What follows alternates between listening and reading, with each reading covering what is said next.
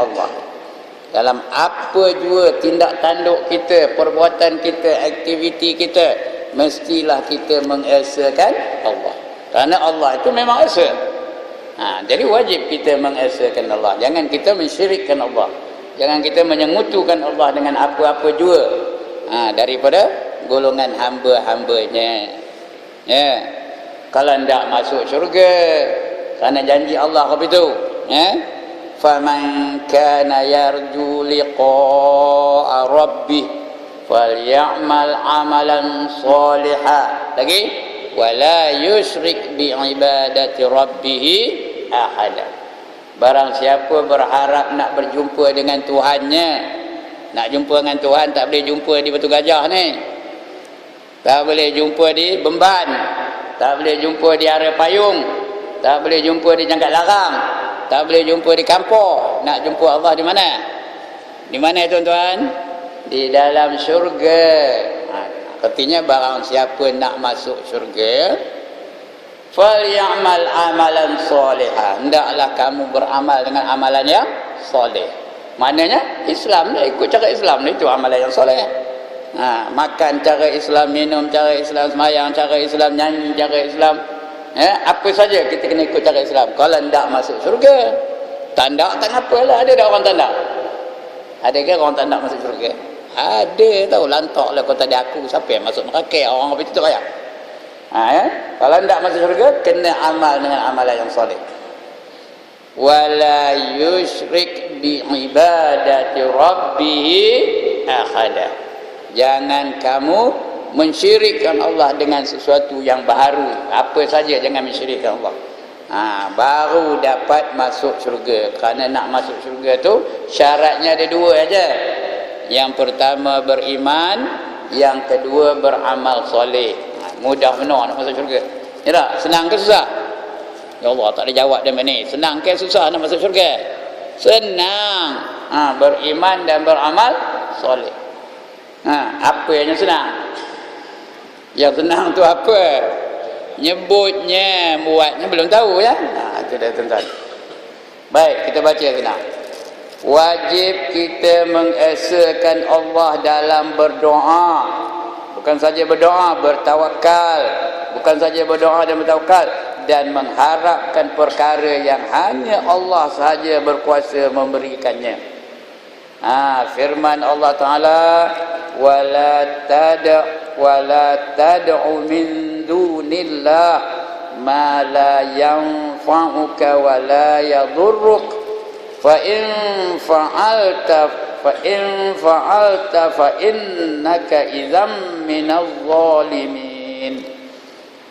Dan janganlah kamu menyeru atau meminta selain daripada Allah apa-apa yang tidak memberi manfaat dan memberi mudarat daripada kamu, kepada kamu, ya. Sekali lagi, dan janganlah kamu menyeru, iaitu meminta selain daripada Allah apa-apa yang tidak memberi manfaat dan memberi mudarat kepada kamu. Jika kamu berbuat demikian, kamu akan termasuk dalam golongan orang-orang yang zalim. Jadi bermakna nak minta pada Allah, ya. Apa yang nak minta? Benda-benda yang boleh memberi manfaat.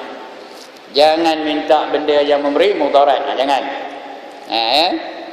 Ya Allah, matikan aku segera. Jangan, tak boleh. Begitu juga untuk orang lain, tak boleh. Ya Allah, mampu kalau syanu tu, tak boleh. Ya Allah, cekik tulang dari syanu tu, tak boleh. Rasulullah larang. Nak berdoa biar ya baik-baik aja. Ada dua aja yang boleh kita mendoa kejahatan bagi orang lain.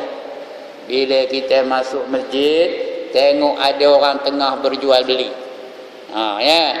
Dia berjual beli dalam masjid. Baju, murah, lelong. Kita doakan. Apa doanya? Ya Allah, ya Tuhanku, janganlah beri keuntungan kepada dia tu, pada orang yang menjaga dalam masjid. Jangan bagi dia untung. Kalau dia tak untung macam paling korangnya pulang modal aja dah, tapi jangan bagi dia untung. Itu aja yang boleh. Yang kedua, kalau jumpa orang dalam masjid tu mencari barang yang hilang, termata tinggal ke, pen tinggal ke, handphone tinggal ke dalam masjid tu, cari sana, kesak sana, tolak orang ni, tarik orang ni, suruh Begitulah alihkan orang ni. Tolong kesana sikit, aku nak mencari handphone aku hilang kata. Apa kita doakan? Ya Allah ya Tuhanku, janganlah dikembalikan benda dia yang hilang tu. Biar dia hilang terus. Begitu. Itu aja dua perkara yang boleh. Ini boleh kita dapati dalam kitab yang bernama Hidayatus Salikin. Sini ada ngaji tak kitab Hidayatus Salikin? Ada ke tak ada? Ada ya. Boleh dapat itu. Itu aja dua. Lain tu tak boleh. Jangan minta mati, minta sakit, minta apa tak boleh ya. Nak minta biar yang baik-baik. Ya. Tapi kalau dia terang jadi musuh kita, bolehlah kita minta kemusnahan bagi musuh? Boleh. Itu sebab ada qunut namanya qunut nazilah. Itu tak apa. Supaya terhenti kezalimannya. Itu boleh. Itu yang kita baca. Apa? Allahumma inna naj'aluka fi nukhuri a'daina wa na'udzubika min syururihim. Ya Allah, engkau aku tempatkan kamu di tengkuk musuh-musuh kamu tu. Biar dia menuju ke tengkuk dia tu. Atau kalau kita dapat ke tengkuk, apa buat? Gosok-gosok je ke? Apa buat tengkuk musuh tu? Sampai dapat megang tengkuk Netanyahu, apa buat ni? Apa nak kita buat agaknya? Gosok aja. Bagus kamu ni gitu kan? Cekik-cekik lah. Kalau ada pisau macam. Dia semelih lah. Begitu kita doa.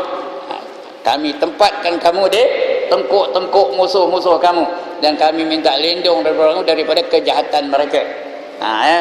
Dan seterusnya, semua tu untuk memusnahkan musuh-musuh kita. Yang tu tak apa ya. Tambah hari ni ya, Netanyahu dan geng itu setiap hari membunuh orang Islam. Orang Yahudi ni tuan-tuan dan perempuan, dia membunuh orang Islam macam kita nampur nyamuk. Tahu? Macam kita nampur nyamuk, itu dia membunuh orang Islam tu. Kita nampur nyamuk ada ke sedih? Ada? Pang! Allah, siap nyamuk tu ya tinggal, bininya tinggal, anak-anaknya ada kan? Mana macam itulah mereka membunuh orang Islam. Tahu? Sebab itu kita jangan mesti berdoa kepada Allah Subhanahu Wa Taala supaya dipelihara daripada kekejaman orang Yahudi ni ya. Mereka tu boleh kita doa kebinasaan bagi mereka. Karena Yahudi ini memang dalam hadis mereka katakan, bila berlaku peperangan besar-besaran esok di antara orang beriman dan orang Yahudi itu lentang pukang lari ke sana kemari ya. Sampai nyorok balik batu orang Yahudi tu. Tapi belum lah masanya, bukan sekarang ni, not our time lah, maybe in our children's time ya. Masa anak-anak kita so tak tahulah. Mereka nyorok balik batu tu pula berkhabar kepada orang beriman tu ya, haza yahudiyun, kata batu tu. Di belakang aku ni ada Yahudi, faqtulu, kamu bunuh dia ya. Pancung dia. Batu tu ngabur kan. Kecuali mereka yang menyorok di belakang pokok Gharqad namanya. Ada satu pokok tu namanya pokok Gharqad. Pokok Gharqad tu terkenal dengan pokok Yahudi. Itu sebab sekarang ni tuan-tuan, kalau kita pergi ke Israel tu, di sempadan-sempadan yang terdapat orang Islam, mereka ada satu aktiviti menanam pokok Gharqad. Beribu-ribu pokok ditanam dalam tu. Kenapa? Dia dah baca hadis ni. Akan datang bila berlaku perang besar-besar so, kita nyorok balik pokok ni. Pokok ni takkan nabur kepada orang beriman pada orang Islam yang kita ada di belakang dia.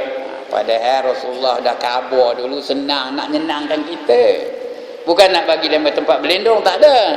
Nak nyenangkan kita. Bila kita tengok tak ada orang Yahudi sini, tak ada dalam masjid, tak ada dalam belakang rumah, tak ada. Cari apa?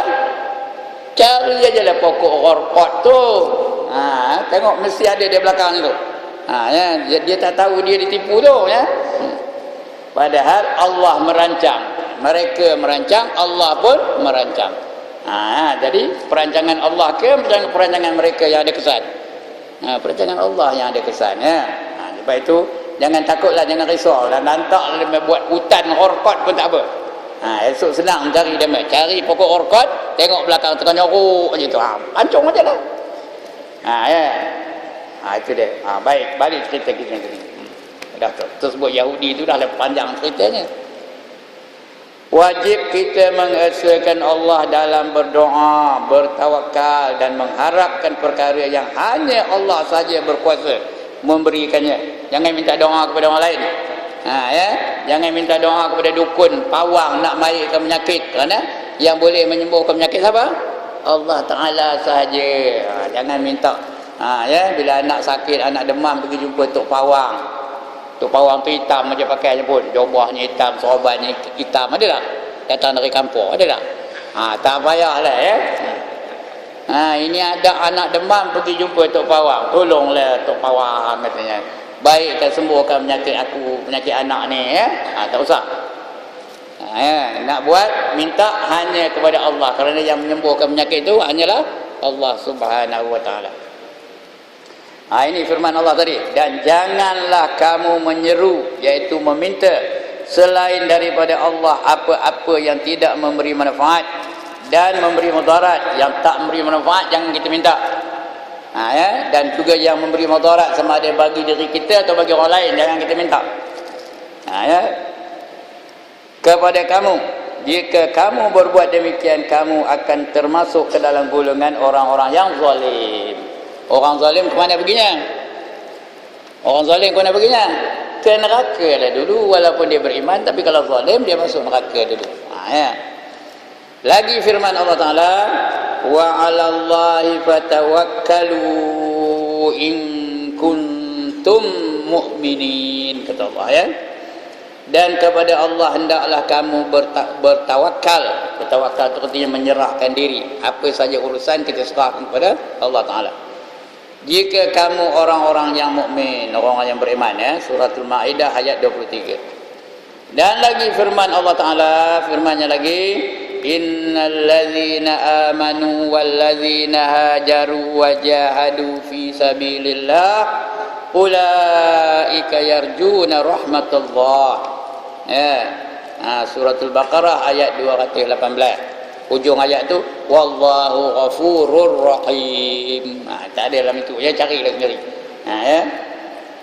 Innal ladzina amanu, dan mereka-mereka yang beriman, wal ladzina hajaru, dan mereka-mereka yang berhijrah, wajahadu fi sabilillah, dan berjuang di jalan Allah, ulaika yarjuna rahmatullah, mereka itulah orang-orang yang mengharap akan rahmat Allah Ta'ala. Dari ayat ini kita faham, kalau kamu hendak rahmat Allah, ada 3 perkara yang mesti ada pada kamu. Yang pertama, beriman. Yang kedua, berhijrah. Yang ketiga, berjuang di jalan Allah. Yang pertama, beriman. Beriman tu tak cukup kita hanya percaya Allah tu Tuhan, itu tak cukup. Sebab kita ngaji akidah ni. Kalau setakat itu, Ramasami pun percaya, Sami Velu pun percaya, lagi Acong pun percaya, Akau pun percaya. Kalau setakat percaya Allah itu Tuhan, tak percaya kan? Coba pergi tanya. Depan banyak Akau, tanya. Akau, ini hujan siapa tu kasih tolong, kata. Apa jawabnya? Apa jawabnya? Tuhan Allah lah, lu bengong, katanya. Bengong orang tanya tu, Setakat itu tak cukup.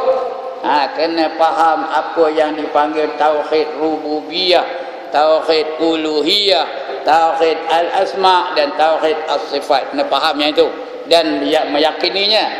Itu nama orang yang beriman. Bukan tentang Allah saja, beriman dengan Rasul pula tu, beriman dengan malaikat lagi, beriman dengan hari kemudian, beriman dengan kitab dan sebagainya. Yang rukun iman yang 6 baru diterima imannya. Itu yang pertama. Yang kedua, wallazina hajaru, iaitu mereka yang berhijrah. Apa arti berhijrah? Berhijrah apa artinya? Pindah. Jadi lepas ini kan balikkan Gulung Tikar terus pindah ke kampung, begitu kan? Bukan hijrah yang macam itu. Hijrah fizikal dah habis. La hijrata ba'dal fath, kata Nabi. Tidak ada hijrah setelah pembukaan Mekah. Sudah lepas menang umat Islam di Mekah, tak ada hijrah lagi. walakin jihadun wa niyah. Yang ada ialah berjihad dan niat untuk berjihad. Kita ni mesti pasang niat, kita orang pasang niat untuk berjuang di jalan Allah. Cuma berjuang tu bukan mesti kita balik ngasah parang untuk nak nebak orang kafir, bukan. Macam-macam cara boleh kita berjuang di jalan Allah.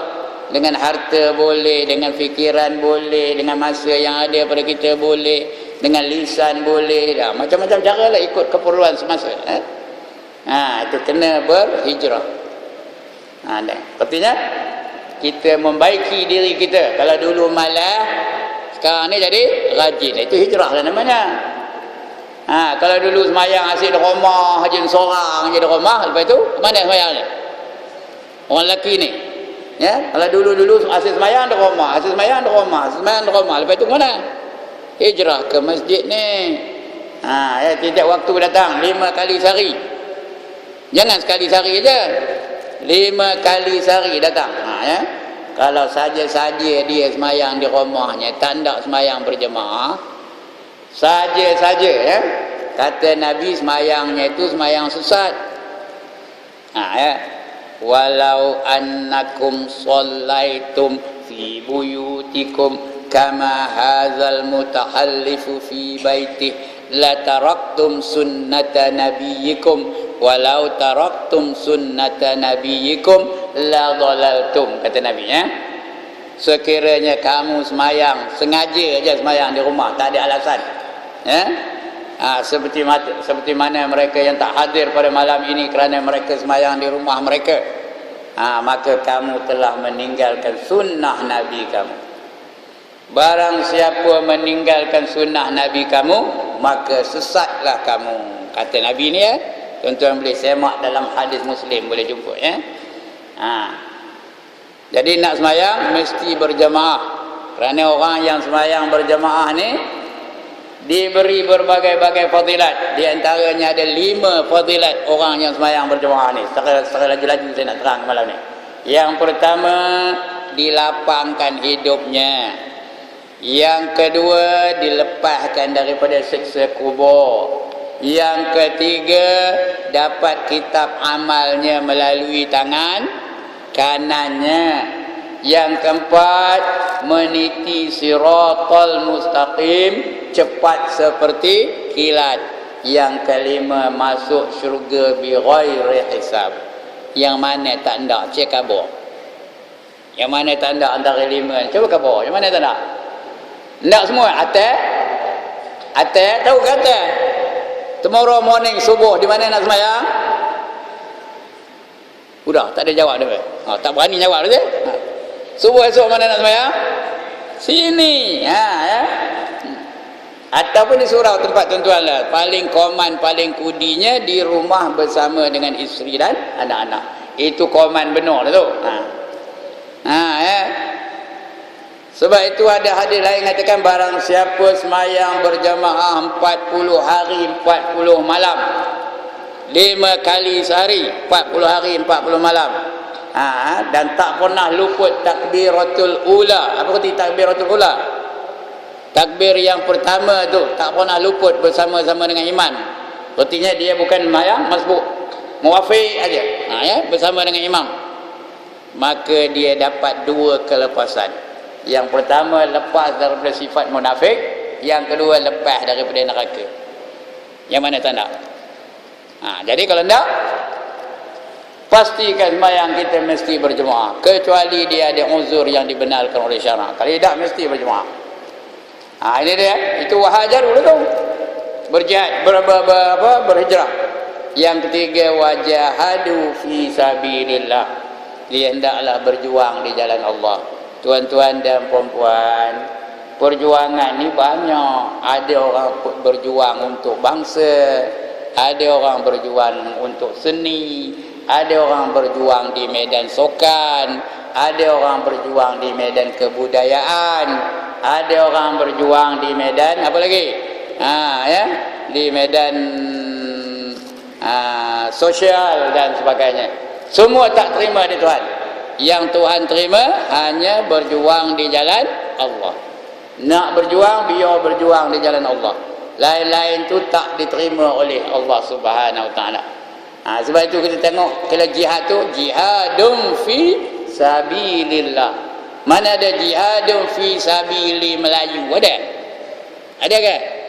Kalau ada tolong angkat tangan. Tak mana boleh jumpa. Nak berjuang biar di jalan Allah, jangan di jalan lain daripada jalan Allah, ya. Kalau ndak lepas daripada seksa, kalau tahan kena seksa lantaklah, ya. Siapa nak lepas daripada seksa hendaklah ada 3, ya, beriman dengan Allah, beriman dengan Rasul, dan berjuang di jalan Allah. Ada ayatnya, ya, hal adullukum ala tijaratin tunjikum min azabin alim. Mahukah kamu aku tunjukkan jalan supaya kamu lepas dari azab yang pedih? Ndak ke tak nak? Tak ada jawab. Ndak lah tu, ya. Ndak ke tak nak lepas dari azab yang pedih?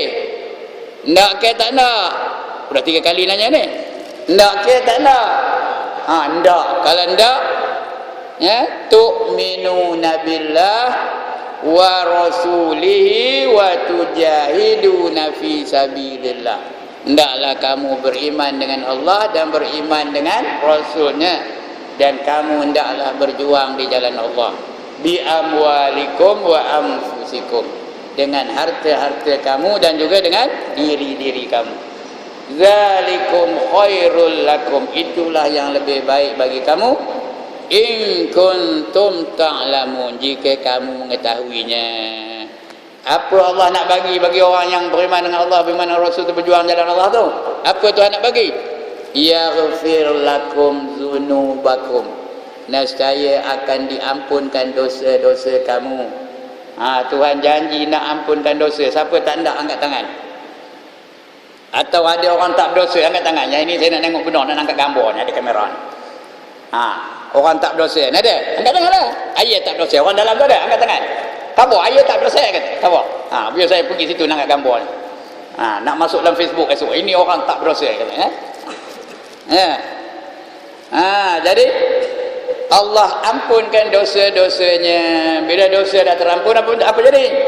Wa yudkhilkum jannatin tajri min tahtihal anhar, dan dimasukkan kamu ke dalam syurga yang mengalir di bawahnya beberapa sungai.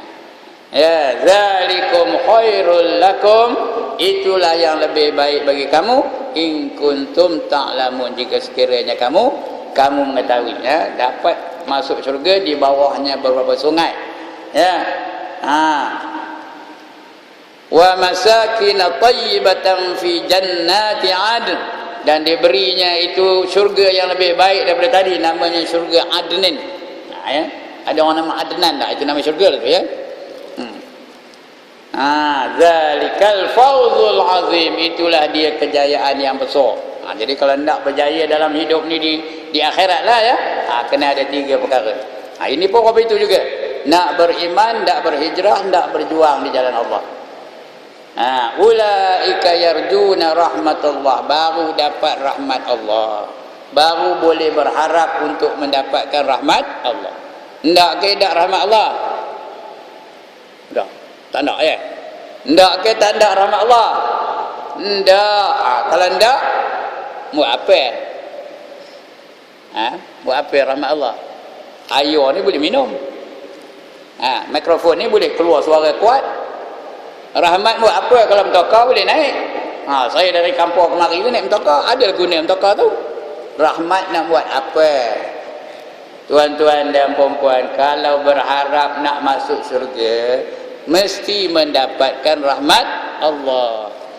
Bila Allah turunkan rahmat, barulah nikmat-nikmat yang Allah bagi itu berkat. Mata berkat, telinga berkat, kaki berkat, lidah berkat. Apa erti berkat? Digunakan di jalan yang diredha oleh Allah Ta'ala, itu namanya berkat. Dari rahmat datang berkat, dari berkat datang pahala, dari pahala layaklah masuk, Allah tak tahu nyebutnya, dari pahala layaklah masuk ke dalam syurga. Syurga tak betul, syurga baru betul. Itu dia. Ini yang kita hendak rahmat Allah ni, ya. Kita nak masuk syurga kerana rahmat Allah, bukan kerana ibadah kita, bukan kerana sembahyang kita, bukan kerana puasa kita, bukan kerana perjuangan kita, bukan kerana baca Quran kita. Tak ada. Yang itu tidak melayakkan kita masuk ke dalam syurga. Kalau nak masuk syurga dengan rahmat Allah.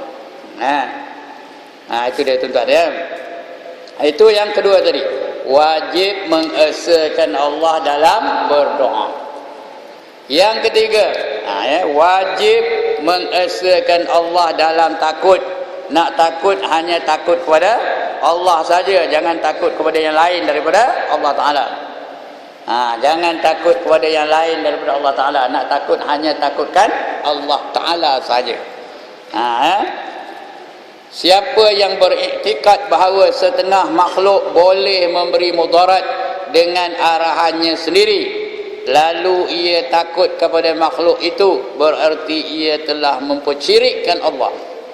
Orang yang takut kepada makhluk tu dia mensyirikkan Allah. Kerana kita ni wajib takut hanya kepada Allah. Lain daripada Allah kita tak boleh takut.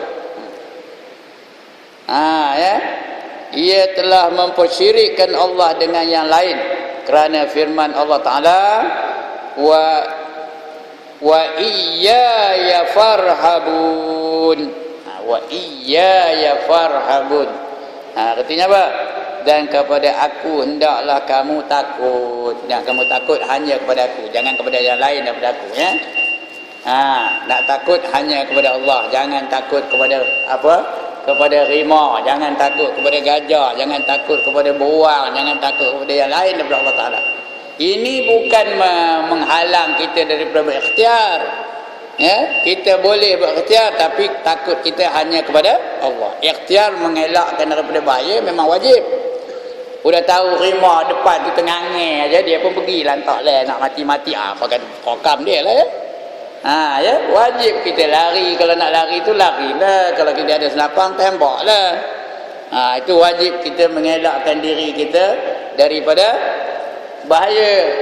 Nampak buaya tu tenganga aja dalam lombong tu ya, tenganga aja boleh je. Dia pun lantak lah. Dia pun pergi ngambil uduk lombong tu macam. Ngap lah kerja di bahaya tu.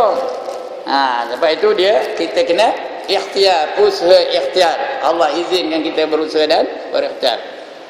Tapi kalau sudah takdirnya kena, ikhtiar pun kena juga. Kerana Allah yang menentukannya. Jadi wajib kita takut hanya kepada Allah Ta'ala. Lagi firman-Nya, wa in yamsaskallahu bidurrin fala kashifa lahu illa hu wa in yuridka bi khairin fala radda li fadlih yusibu bihi man yasha'u min ibadihi wa huwal ghafurur rahim. Ini salah satu daripada ayat 7 yang terdapat dalam kitab Majmu' tu ya. Salah satu ada 7 ayat 7 tu. Elok kita baca ni tiap-tiap hari. Hafal lagi elok ya. Apa katanya? Dan jika menimpakan sesuatu kemudaratan kepada kamu, maka tidak ada yang dapat menghilangkannya kecuali Dia. Dia itu apa? Allah ya, kecuali Dia. Dan jika Allah menghendaki kebaikan bagi kamu, maka tak ada yang dapat menolak kurnia-Nya. Kalau Allah nak bagi kita kebaikan, kita akan dapat kebaikan. Lantaklah semua orang. Semua orang cuba menghalangnya. Tapi kebaikan itu tetap dapat kepada kita kalau Allah dah tentukan untuk kita. Lantaklah usaha nak menjatuhkan orang itu. Berbagai-bagai usaha nak menjatuhkan orang itu. Kalau Allah kata kekal macam, kekallah dia tu. Kalau Allah kata jatuh macam, jatuhlah. Itu dia, kerana Allah yang penentu segala-galanya. Dan memberi kebaikan itu kepada sesiapa yang dikehendaki daripada hamba-hambanya, dan Dialah yang Maha mengampun dan penyayang. Allah lah Maha pengampun lagi Maha penyayang. Wallahu ghafurur rahim. Semuanya dari Allah. Allah yang boleh mengampunkan dosa, dan Allah itu Maha penyayang ya. Sebab itu kita kena minta selalu pada Allah saja. Minta ampun dengan Allah, nak berdoa kepada Allah, jangan berdoa kepada lain daripada Allah Taala. Jangan pergi dalam hutan nak kencing doa pada hantu-hantu dia dalam hutan tu. Banyak orang begitu tu. Saya masih budak tu begitu ya, bila nak kencing dalam hutan tu, tabik tok nenek sini, anak cucu sini nak kencing katanya. Itu doa dia ajar dia orang tua dulu tahu. Jangan belajar ni tak boleh hafal ya. Padahal ada tak doa dalam Islam nak kencing? Ada ke tak ada? Ada tak doa dalam Islam nak ada tak? Nak masuk tanda ada doa tak? Tak ada payah minta tabik dia, tabik tok nenek sini, ni anak cucu cicit sini nak kencing, tak payah. Ya. Dulu maklumlah kita duduk di zaman tok pawang banyak benar masa tu. Ya, tok bomo banyak benar. Macam-macam jampi suruhnya nak kencing ini jampinya. Padahal dalam Islam doanya ada. Ya. Tapi kita ni masa dulu banyak tahayulnya. Saya lah puan tuan ni yang muda-muda ni tak tahu dia apa ya. Orang tua tahu lah dah. Baik. Jadi takut hanya kepada Allah, jangan yang lain kita takut ya. Yang keempat, wajib mengesakan Allah dalam melakukan segala jenis ibadah badaniyah dan qauliyah. Badaniyah tu ibadah yang yang menggunakan badan kita, fizikal kita. Qauliyah tu yang menggunakan perkataan. Itu pun ibadah juga. Ada jenis qauliyah seperti menyebut la ilaha illallah, itu qauliyah lah tu ya. Tahlil tu qauliyah lah. Lagi tasbih itu qauliyah lah, kita lepas sembahyang tadi kan, subhanallah subhanallah, itu qauliyah ya. Ibadat badaniyah iaitu ibadah tubuh badan seperti sembahyang, itu badaniyah ya. Sebab dalam sembahyang tu ada 3 rukun, 3 jenis rukun. Yang pertama rukun fi'li yang dilakukan oleh anggota. Yang kedua rukun qauli, rukun sebutan yang dilakukan oleh lidah. Yang ketiga rukun qalbi, rukun apa? Rukun hati. Rukun hati itu niat. Sebab itu semayang siapa tak ada niat tak sah semayangnya. Innamal a'malu bin niat, sesuatu amal itu adalah bergantung dengan niatnya. Itu rukun qalbi namanya, hati itu nak niat dalam takbiratul ihram tu. Paling kurangnya sahaja aku semayang fardu isya ya, ada qasad, ada ta'rad, ada ta'yin. Ini yang guru-guru fiqh ngajar ni ya. Ni niat. Yang kedua rukun qauli. Rukun qauli itu rukun sebutan, mesti disebut ya. Yang pertama takbiratul ihram, kena sebut tu pula mesti betul ya. Allahu akbar, betul ke? Sekali lagi, Allah nak action tu, salli fardhu isya'i 4 rakaatin, ada imaman betul. Imaman tak, bukan imam ni ya, imam lain. Kasih pula dia ya. Imaman lillahi ta'ala, Allahu akbar katanya. Betul kan? Ada setengah tu Allahu akbar, mana datang pun akbar katanya ya. Ada setengah tu satu tempat tu saya mula-mula ngajar tu, betul tak? Dia jadi imam, Allahu akbar katanya, panjang benar barnya ya. Dah saya tegur tu, nanti dah okey lah tu ya. Itu rukun qauli, mesti dibaca dengan betul. Yang kedua Fatihah kena baca yang betul ya. Bismillahirrahmanirrahim, betul ke? Bismillahirrahmanirrahim, betul ke? Salah ya. Alhamdulillahi rabbil alamin, betul ke? Salah. Tak dengar dia makan. Alhamdulillahi rabbil alamin, betul ke? Salah. Salah, berani benar dia main nyala untuk guru ya. Ya Allah, dia tak tahu siapa yang cakap ni, tok guru tau. Lantaklah tok guru ke, mufti ke, qadi ke, kalau salah tetap salah ya. Jangan takut, lantak dah. Jadi rukun qauli itu mesti betul. Ya. Yang ketiga rukun fi'li, rukun perbuatan. Ya, tangannya tengok ni.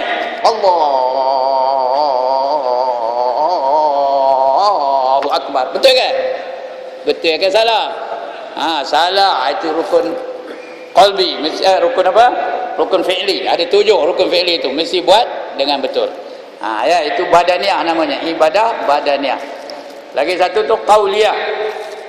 Wajib dikerjakan semata-mata kerana Allah. Jangan kerana lain ya. Semayang kerana Allah, ngajar kerana Allah, ngaji kerana Allah. Lagi apa? Puasa kerana Allah, haji kerana Allah. Apa pun kita buat mesti kerana Allah Taala. Wa ma umiru illa liya'budullah. Sambung. Mukhlisina lahuddin. Dan kamu tidak diperintahkan untuk menyembah Allah selainkan mukhlisin, dengan ikhlas lagi kerana agama. Ya. Jangan kerana lain daripada Allah Taala. Ngajar ni pun jangan kerana lain daripada Allah Taala ya. Niat dari rumah tu ngajar kerana Allah Taala. Kerana Rasulullah suruh ya, balighu anni walau ayah. Jangan lepas ngajar kan apa? Nyelin je, nengok je mana bila hari ni tak ada datang lagi ya. Ya, ngapa hendak ke mendari tu? Ngapa hendak ke mendari? Envelope belum dapat. Pergi ke bawah tu musim tokar tu. Kau tengok tayar lah, buka bonet lah, tutup balik, angkat balik, buka balik, tutup balik. Pasal apa? Mendari belum datang lagi. Ya. Lantaknya lah. Patutnya dites, malam dites ya. Susah bagi ya. Macam mana? Bulan depan datang ke tak? Ya. Biar betul-betul kerana Allah ke bukan kerana Allah. Ya. Okey. Ya. Mana kedai ni? Ibadat badaniah iaitu ibadat tubuh badan seperti melakukan solat, lagi rukuk, sujud, puasa, sembelih, tawaf, mengelilingi Kaabah. Manakala ibadah qauliyah iaitu perkataan pula seperti amalan nazar. Nazar tu mesti dilafazkan ya. Ya. Atau zikir, istighfar, itu semua qauliyah, sebut dengan lidah ya. Banyak ya qauliyah ni banyak. Ada tasbih, ada tahmid, ada tahlil, ada ada taqdis ya. Ada takbir ya. Itu qauliyah belaka tu. Tasbih apa? Tasbih itu kan? Apa tasbih? Ya Allah, tak tahu dah mai apa tasbih? Subhanallah, subhanallah, itu namanya tasbih. Istighfar apa? Istighfar itu kan? Apa namanya? Astaghfirullahalazim, itu istighfar. Ya, tahmid apa? Tahmid dah. Apa dah? Tahmid apa? Alhamdulillah. Takbir apa? Takbir ya. Ya Allah, tak tahu takbir apa? Ya Allah, takbir apa?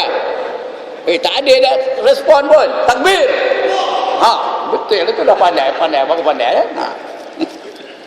Itu nama takbir ya. Tapi yang banyak-banyak itu yang paling afdal ialah kalimah la ilaha illallah. Ya, banyak-banyak ada berkata-kata jenis zikir, tapi yang paling afdal ialah kalimah la ilaha illallah. Sebab itu la ilaha illallah tu di antara namanya dia dipanggil kalimah tauhid, dipanggil kalimah syahadah, dan juga dipanggil kalimah thayyibah. Dipanggil juga afdaluz zikri. Itu sebab orang nak bertahlil tu Tok Imam selalu sebut apa? Afdaluz zikri fa'lam annahu la ilaha illallah. Itu sebaik-baik zikir. Ya, iaitu sebut apa? Kalimah la ilaha illallah. Yang itu sebenarnya taklimat aja ya. Bukan wajib. Itu sebab kadang-kadang tanda dia jadi tekong tahlil tu pasal dia tak hafal afdaluz zikri fa'lam annahu la ilaha illallah tu. Bukan wajib sebut itu ya. Yang suruh zikir tu sebut aja la ilaha illallah. Apa salahnya? Tengah orang ramai tu, tuan-tuan dan perempuan, lepas ini kita berzikir ya. Bila 1 2 3 la ilaha illallah, la ilaha illallah. Boleh ke tak boleh? Sekali lagi, boleh ke tak boleh? Apa jadi masalah? Terjenguk nengok Tok Imam. Tidak dia datang. Lain kali tak payah ada Tok Imam. Sama, semua orang boleh jadi tekong tahlil itu dia. Itu dipanggil afdaluz zikri fa'lam annahu la ilaha illallah ya. Baik. Sesiapa mengerjakannya selain daripada Allah, sudah tentu ia mempersyirikkan Allah dengan yang lain. Dalam mempersyirikkan Allah dengan yang lain, firman Allah Ta'ala, innallaha la yaghfiru an yushraka bih wa yaghfiru ma duna dzalika liman yasha wa man yusyrik billah faqad iftara isman azima. Sesungguhnya Allah tidak mengampunkan dosa syirik. Allah tak akan ampunkan dosa syirik, ya. Kalau syirik itu Tuhan tak ampunkan. Jadi jangan harus kita melakukan perkara-perkara yang syirik. Kadang-kadang kita tak sedar. Tapi kadang-kadang ada juga orang yang menuduh orang lain syirik, tak tentu pasal je. Mudah benar menuduh orang lain syirik. Ya. Dalam Facebook saya ada ditulis itu, mereka yang pergi ziarah kubur pada hari raya telah melakukan syirik, kan dia. Saya pun terkejut juga sebab saya raya pergi kubur. Aku dah buat syirik kan? Ya? Tidak ada ajaran dalam Islam hari raya mesti ziarah kubur, kata dalam itu, ya. Memang betul dia cakap dia, bukan tak ada kena mengena raya dengan ziarah kubur, tapi tidak pula ada larangan. Dalam Islam kalau tak ada larangan, boleh ke tak boleh? Boleh. Kemudian dia kata syirik kerana mengikuti sistem Hindu, katanya. Mengikuti upacara Hindu, katanya. Saya pun fikir, bila pula orang Hindu masa hari raya pergi ke kubur? Itu fikiran saya lah, kalau salah khabar dia. Ada ke orang Hindu masa Thaipusam pergi ke kubur? Tuan-tuan dan puan-puan ada ke? Dia memang kalau Thaipusam apa dia buat dia mah? Mawak nyor. Lepas tu narik kereta lembu dengan apa? Dengan lidahnya, dengan batekai tu, buat tali tu, tarik kereta lembu. Di mana? Mereka pergi di jalan-jalan raya. Bila pula dia pergi ke kubur? Lagipun orang Hindu ada ke kubur? Saya nak tanya tuan-tuan dan puan-puan, orang Hindu ada ke kubur? Mana ada kubur? Dia kalau mati, apa jadi pada mayat dia tu? Dibakar, abunya dicampak ke laut. Mana ada dia kubur? Ada pun nak tengok hari Thaipusam dia memang ramai pergi ke kubur, ada? Mana ada dia? Jangan apa ni, mudah sangat mensyirikkan orang, ya. Ini kadang-kadang lekas benar mensyirikkan orang, ya. Lagipun kita pergi ke kubur tu serupa ke dengan ibadat orang Hindu? Serupa kan? Kita pergi ke kubur macam orang Hindu kan? Well atas kubur tu, ya. Ya? Apa kita buat di atas kubur tu? Berdoa. Kalau disakat dia mengatakan ini tidak ada dalam Islam suruhan pergi ke kubur ketika hari raya, iaitu saya terimalah. Memang tak ada sunat pun tidak, apa beda, ya. Itu semua adab kita. Kita sayangkan ibu bapa kita. Ya, kita tahu tempat ibu bapa kita, seolah-olah kita menziarahi dia lah. Kita doakan dia. Tapi sampai nuduh syirik tu, saya terasa benar, aku ni syirik, ya. Padahal syirik ni dosa yang tidak diampunkan oleh Allah Ta'ala. Jadi bukan semuanya yang macam itu syirik, ya. Jangan lekas-lekas benar menuduh orang syirik. Ustaz tu ada videonya. Orang pun heran, apa dia buat di kubur ni? Thaipusam ke, katanya. Ya? Gelak orang dengar ni.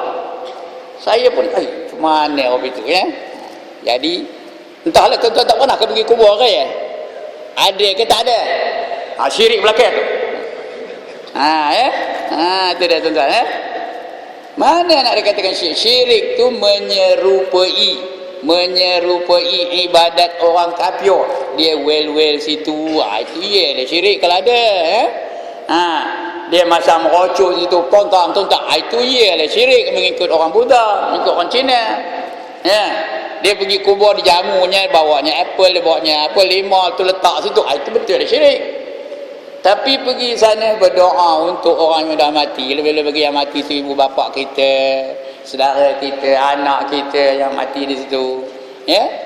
Takkan syirik juga. Entahlah kalau ada, cuba kamu ada tak? Mana tahu kalau ada yang anak nak katakan syirik juga. Ada ke tak ada?